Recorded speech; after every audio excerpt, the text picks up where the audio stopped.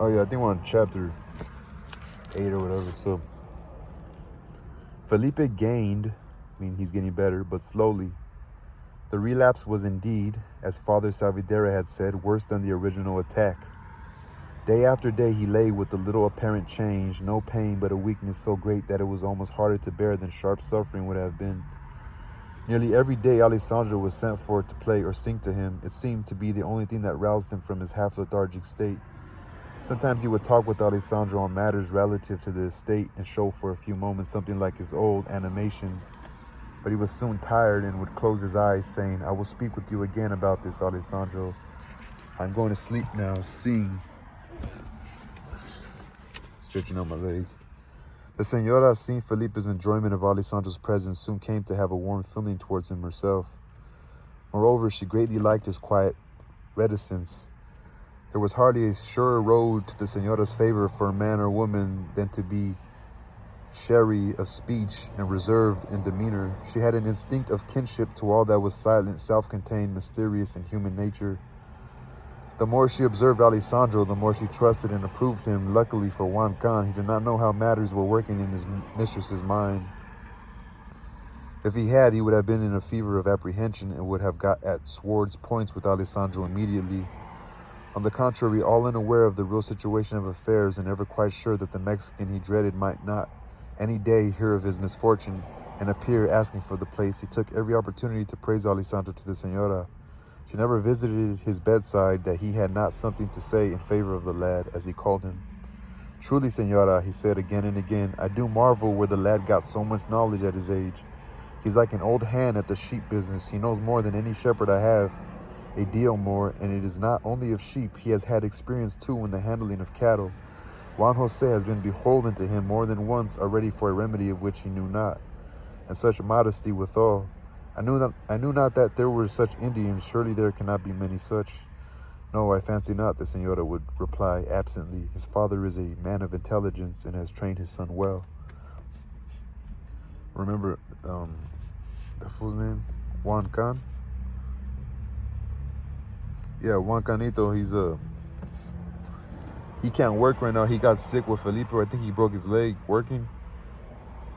But he doesn't want some, like, I guess there's a neighbor or somebody who's like been talking around town saying he's gonna take over Juan Can's job and he's better than him. He could do a better job. So instead of like that lady, instead of the Senora thinking about giving the job to the other guy, he wants to praise Alessandro so she could keep Alessandro until Juan Canito gets better, so that way he can take over, because he doesn't want to lose that position because it's a really good position.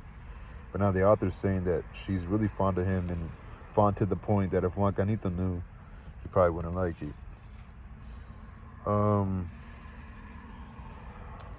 So yeah, that's just catching you guys up.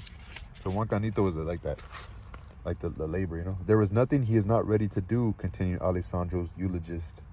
"He is as handy with tools as if he had been apprenticed to a carpenter. He has made a new splint for my leg, which was a relief like salve to a wound. So much easier was it than before. He is a good lad, a good lad." None of these sayings of Juan's were thrown away on the Senora.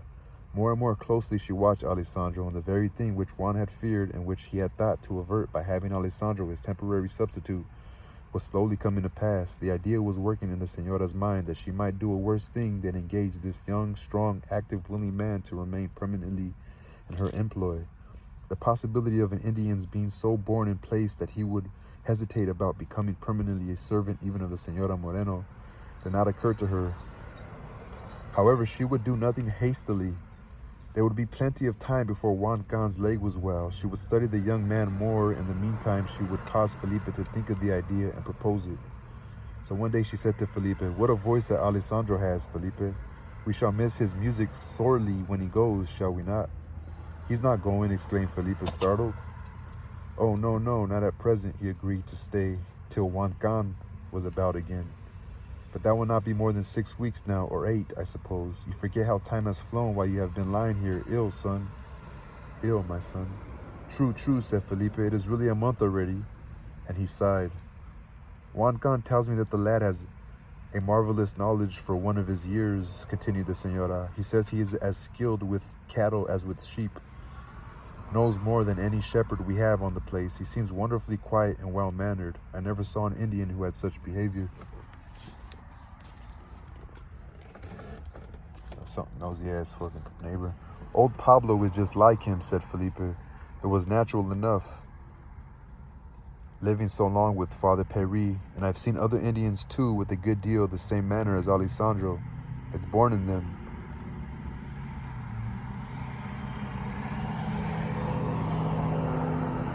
I can't bear the idea of Alessandro going away, but by that time you will be well and strong, said the Senora. You would not miss him then, would you? Yes, I would too, said Felipe pettishly. He was still weak enough to be childish. I like him about me. He's worth a dozen times as much as any man we've got, but I do not suppose money could hire him to stay on any ranch. Were you thinking of hiring him permanently, asked the Senora in a surprised tone. I don't doubt you could do so if you wish. They are all poor, I suppose. He would not work with the shearers if he were not poor.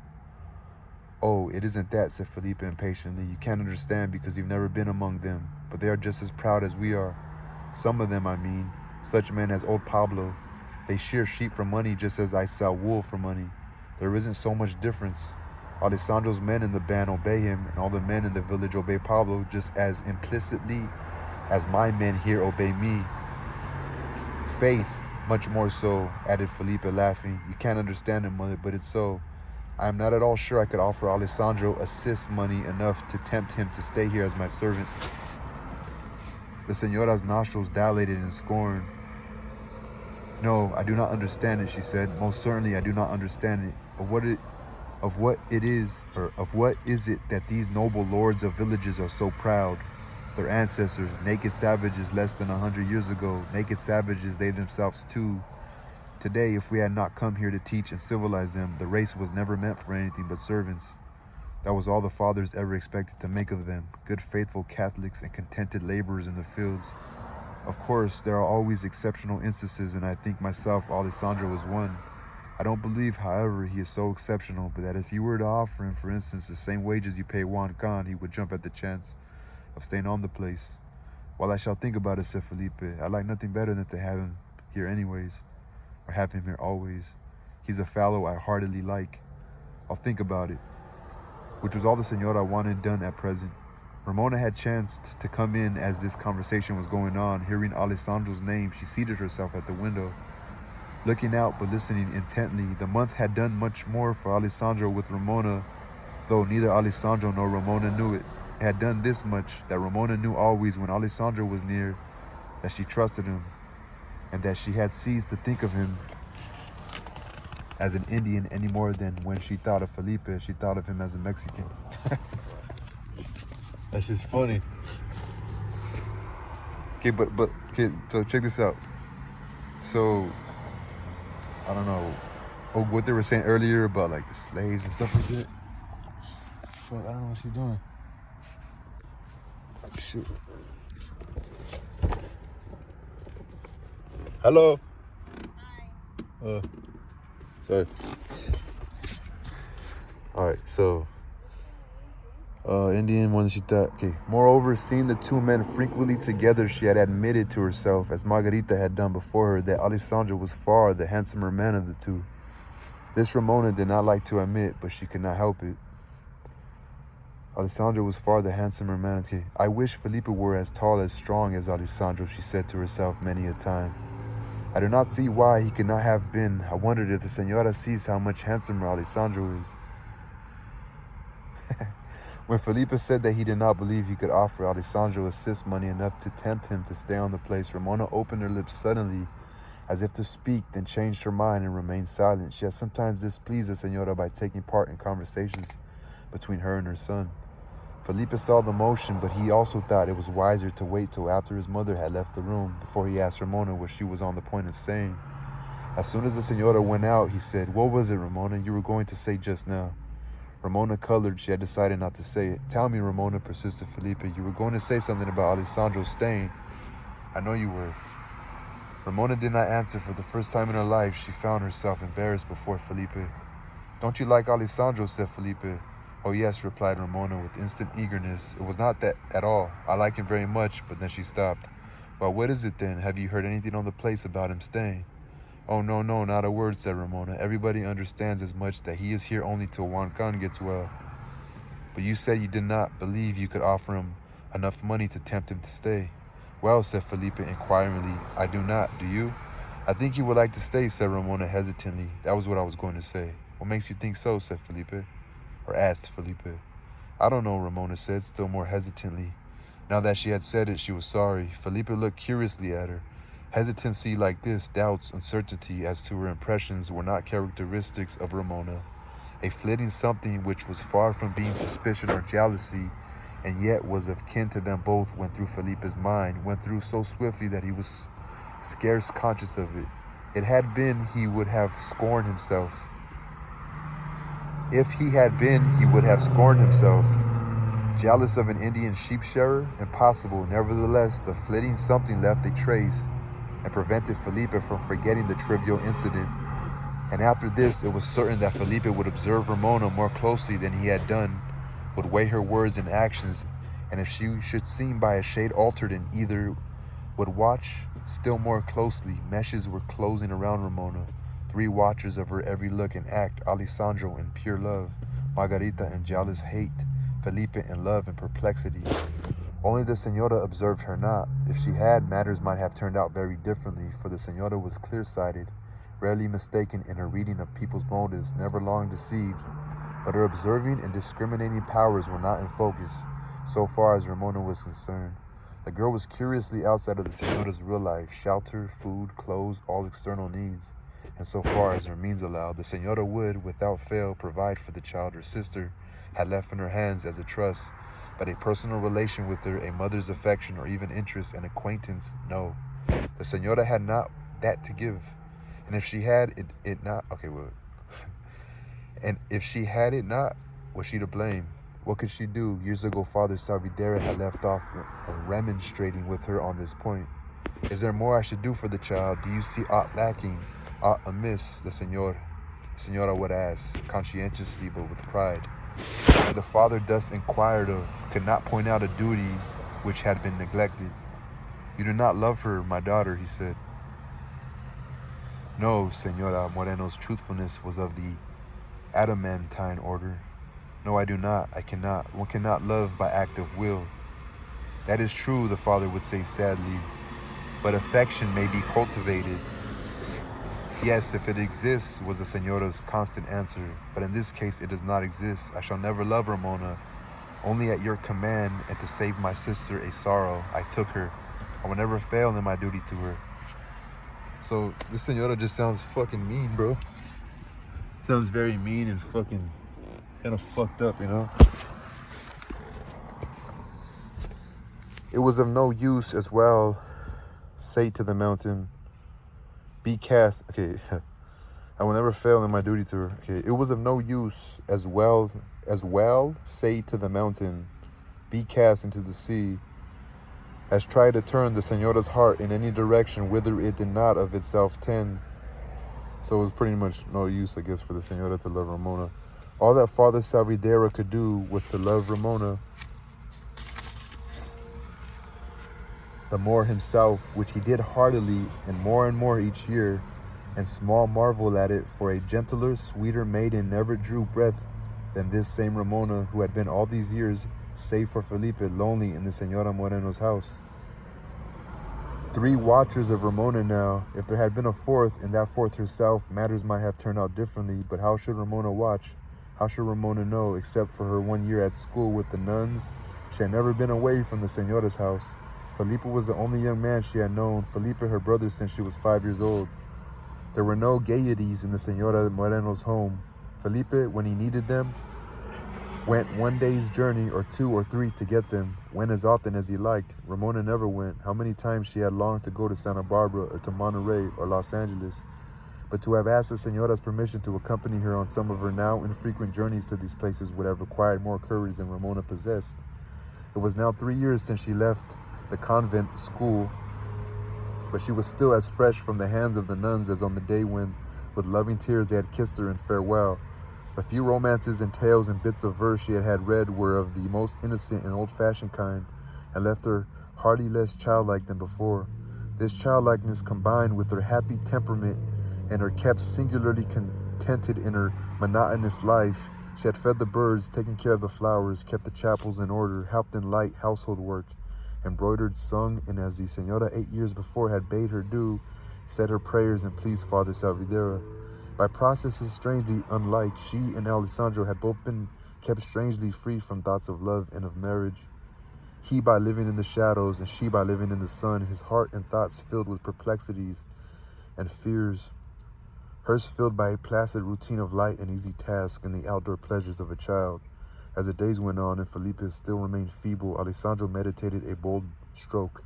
Each time that he went to Felipe's room to sing or to play, he found himself oppressed by the air. An hour of it made him uncomfortable. The room was large and had 2 windows, and the door was never shut, yet the air seemed to Alessandro stifling.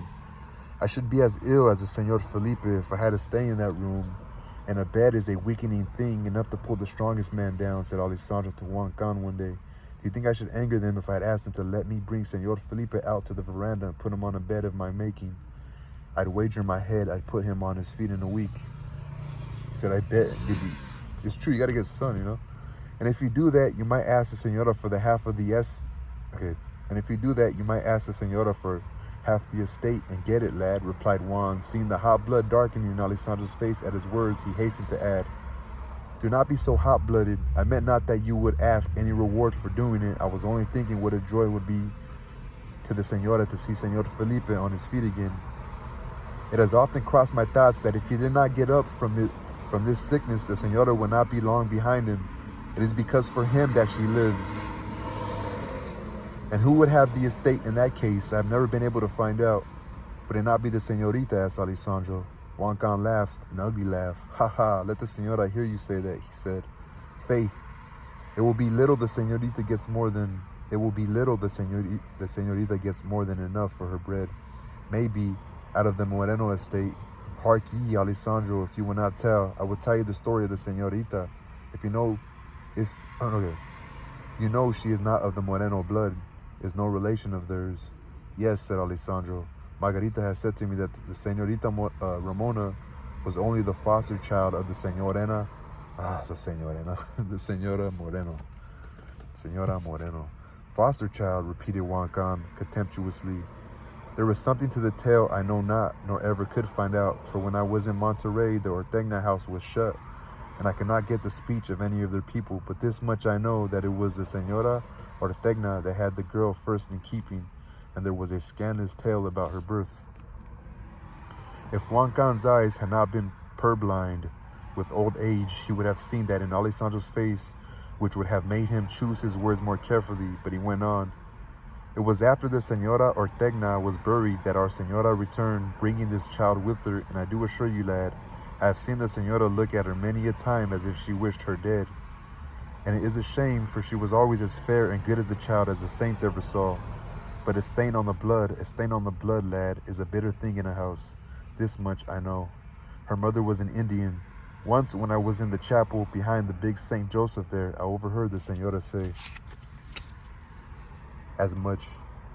I heard the Senora say as much, so she was saying it. You heard it. She was talking to Father Salvidera, and she said, if the child had only the one blood in her veins, it would be different. I like not these crosses with Indians. So she's just kind of racist against Indians, low-key. If Alessandro had been civilized, he would at this word Indian have bounded to his feet.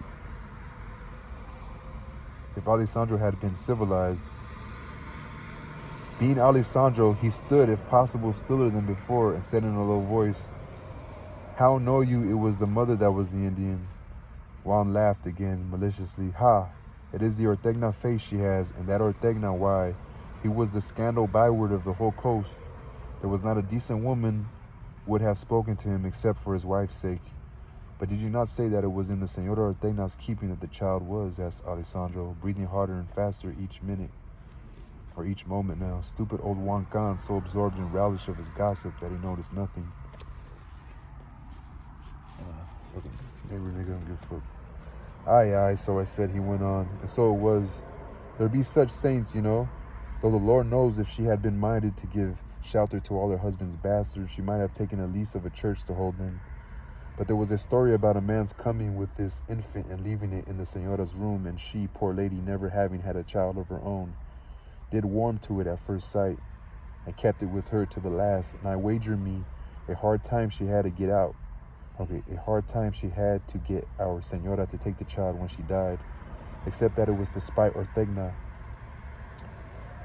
I think our Señora would as soon the child had been dead. Okay, wait. So, to take the child, she said despite Ortegna. I think our Señora would have escaped. Has she not treated her kindly? Asked Alessandro in a husky voice. Juan Can's pride resented this question. Do you suppose the Señora Moreno would do an unkindness to one under her roof? He asked loftily. The Señorita has been always in all things like Señor Felipe himself. It was so that she promised the Señora Ortegna, I have heard. Does the Señorita know all this? Asked Alessandro. Does Ramona know all this? Juan Can crossed himself. Saint save us, no, he exclaimed. I'll not forget to my longest day what it cost me once I spoke in her hearing when she was yet small. I did not know she heard, but she went to the Señora asking who was her mother. And she said I had said her mother was no good, which in faith I did, and no wonder. And the Señora came to me and she said, Juan Canito, you have been a long time in our house, but if I ever hear of you mentioning aught concerning the Señorita Ramona on this estate or anywhere else in the country that day, you leave my service. And you'd not do me the ill turn to speak of it, Alessandro, now. So Juan Can's telling Alessandro, don't say nothing. Said the old man anxiously. My tongue runs away with me, lying here on this cursed bed with nothing to do, an active man like me. No, I'll not speak of it, you may be assured, said Alessandro, walking away slowly. Here, here, called Juan Can. What about that plan you had for making a bed for Señor Felipe on the veranda? Was it of a rawhide you meant? Ah, I had forgotten, said Alessandro, returning. Yes, that was it. There was a great virtue in a rawhide, tight stretch. My father says that it is the only bed the fathers would ever sleep on in the mission days. I myself like the ground even better, but my father sleeps always on the rawhide. He says it keeps him well. Do you think I might speak of it to the Señora? Speak of it to the Señor Felipe himself, said Juan. It will be as he says. He rules this place now from beginning to end. And it is but yesterday I held him on my knee. It is soon that the old are pushed to the wall, Alessandro. Nay, Juan Canito, replied Alessandro kindly. It is not so. My father is many years older than you are, and he rules our people today as firmly as ever. I myself obey him, as if I were a lad still. What else then but a lad but a lad do you call yourself, I wonder? What else then but a lad do you call yourself, I wonder? Thought Juan, but he answered, It is not so with us. The old are not held in such reverence. That is not well, replied Alessandro. We have been taught differently. There was an old man in our village who was many, many years older than my father. He helped to carry the motor at the building of the San Diego mission. I do not know how many years ago. He is long past 100 years of age. He is blind and childish and cannot walk. But he is cared for by everyone, and we bring him in our arms to every council and set him by my father's side. He talks very foolishly sometimes, but my father will not let him be interrupted. He says it brings bad luck to affront the age. We will presently be aged ourselves. Ay, said Juan sadly. We must all come to it. It is beginning to look not so far off to me.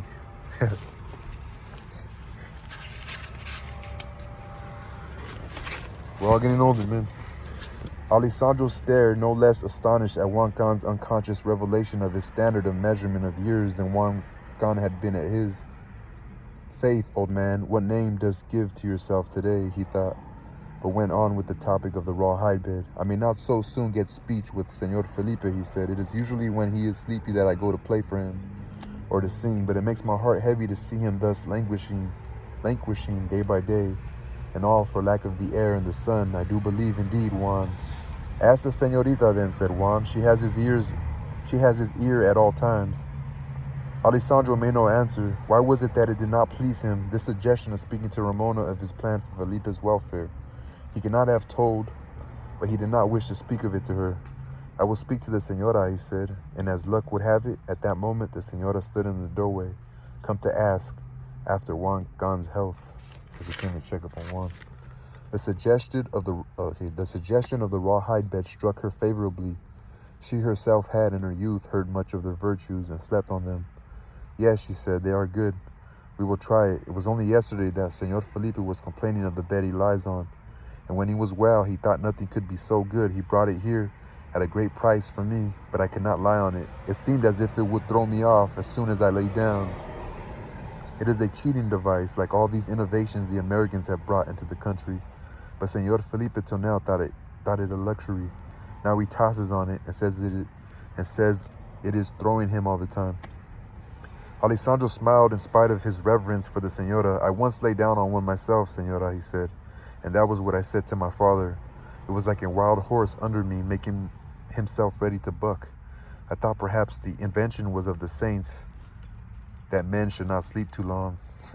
There was a pile of raw hides, said Juan, well cured but not too stiff. Juan Jose was to have sent them off today to be sold. One of those will be just right. It must not be too dry. The fresher the better, said Alessandro's, so it have no dampness. Shall I make the bed, senora, he asked, and will the senora permit that I make it on the veranda? I was just asking Juan Can if he thought I might be so bold as to ask you to let me bring Senor Felipe into the outer air. With us, it is thought death to be shut up in walls, as he has been so long, not till we are sure to die. Do we go into the dark like that? The senora hesitated. She did not share Alessandro's prejudice in favor of fresh air. Night and day both, she said. Or she asking him, night and day both? Surely it is not well to sleep out in the night? That is the best of all, senora, replied Alessandro earnestly. I beg the senora to try it. If Senor Felipe have not mended greatly after the first night he have so slept, then Alessandro will be a liar. No, only mistaken, said the senora gently. She felt herself greatly drawn to this young man by his devotion, as she thought to Felipe.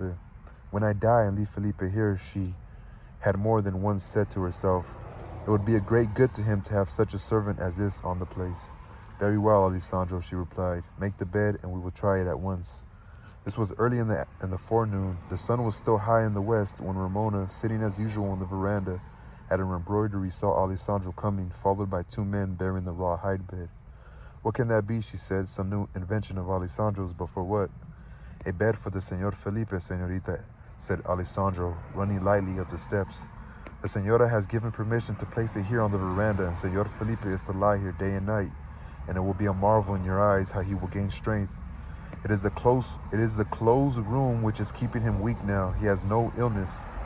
I believe that is the truth, Alessandro, exclaimed Ramona. I have been thinking the same thing. My head aches after I am in that room but an hour, and when I come here I am well. But the nights too, Alessandro? Is it not harmful to sleep out in the night air? Why, senorita? Asked Alessandro simply. And Ramona had no answer except, I do not know, I have always heard so. My people do not think so, replied Alessandro. Unless it is cold, we like it better. It is good, senorita, to look up at the sky in the night. I should think it would be, cried Ramona. I never thought of it. I should like to do it.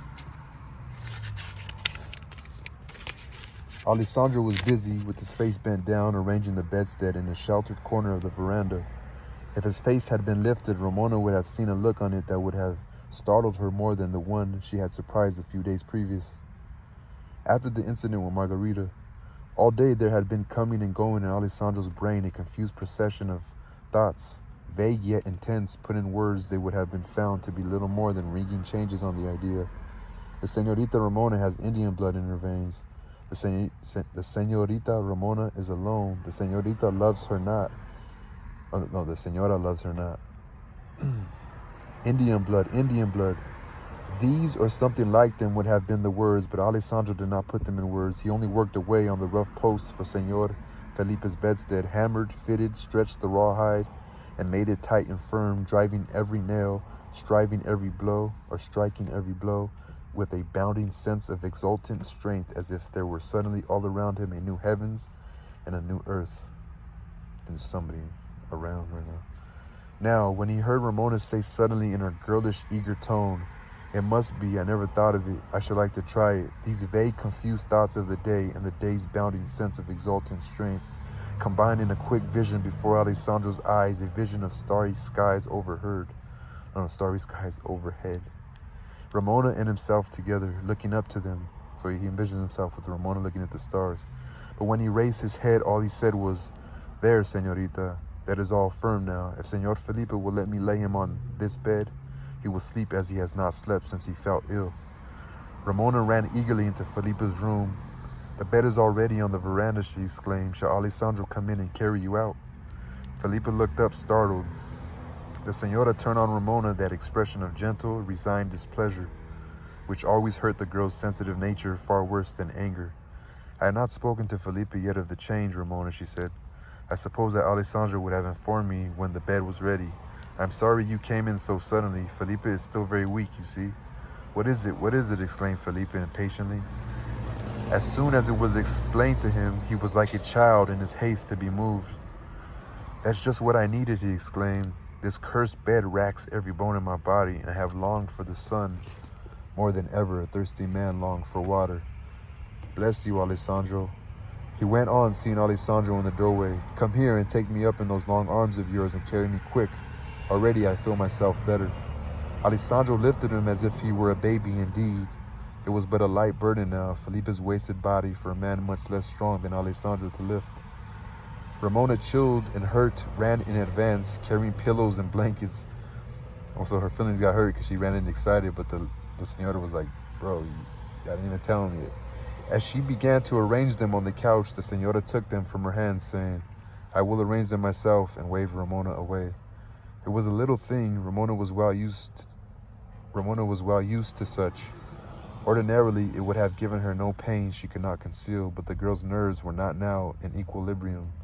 She had had hard work to keep back her tears at the first rebuff. This second was too much. She turned and walked swiftly away, the tears rolling down her cheeks.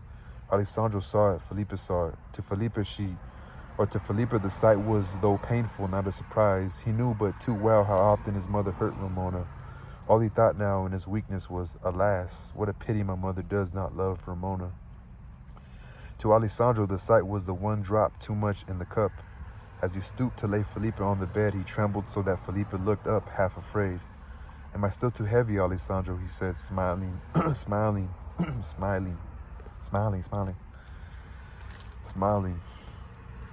All right, so where we at? Am I still too heavy? He said, smiling. It is not your weight, Senor Felipe, answered Alessandro, off guard, still trembling, his eyes following Ramona. Felipe saw in the next second the eyes of the two young men met.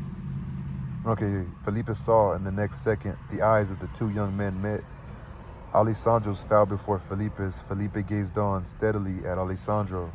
Ah, he said, and as he said it, he closed his eyes and let his head sink back into the pillow.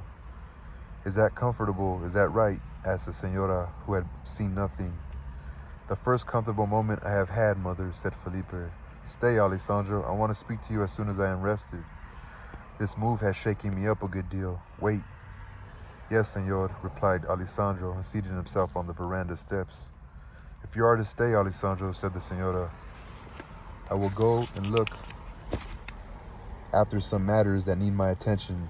I feel always at ease about Senor Felipe when you are with him. You will stay till I come back. Yes, senora, said Alessandro in a tone cold as the senora's own had been to Ramona. He was no longer in the heart, the senor... Okay, so, I don't know, is he mad because the senora treated his love like shit? Yes, senora, said Alessandro in a tone cold as the senora's own had been to Ramona. He was no longer in heart the Senora Moreno's servant. In fact, he was at that very moment revolving confusedly in his mind whether there could be any possibility of his getting away before the expiration of the time for which he had agreed to stay. It was a long time before Felipe opened his eyes. Alessandro thought he was asleep. At last, Felipe spoke. He had been watching Alessandro's face for some minutes. Alessandro, he said. Alessandro sprang to his feet and walked swiftly to the bedside. He did not know what the next word might be. He felt that the Senor Felipe had seen straight into his heart in that one moment's look, and Alessandro was prepared for anything. Alessandro, said Felipe, my mother has been speaking to me about your remaining with us permanently. Juan Can is now very old, and after this accident will go on crutches the rest of his days. Poor soul. We are in great need of some man who understands sheep and the care of the place generally. As he spoke, he watched Alessandro's face closely. Swift, changing expressions passed over it. Surprise predominated. Felipe misunderstood the surprise. I knew you would be surprised, he said. I told my mother that you would not think of it, that you had stayed now only because we were in trouble.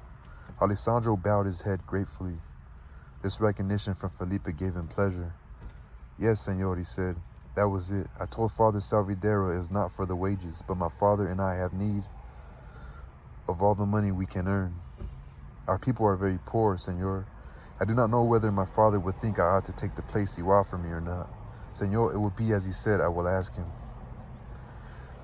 Okay, did I read that too fast? It will be as he said, I will ask him. Then you would be willing to take it, said Felipe, or asked Felipe. Yes, senor, if my father wished me to take it, replied Alessandro, looking steadily and gravely at Felipe, adding after a second's pause, if you are sure that you desire it, Senor Felipe, it will be a pleasure to me to be of help to you. And yet it was only a few moments ago that Alessandro had been turning over in his mind the possibility of leaving the Senora Moreno's service immediately. This change had not been a caprice,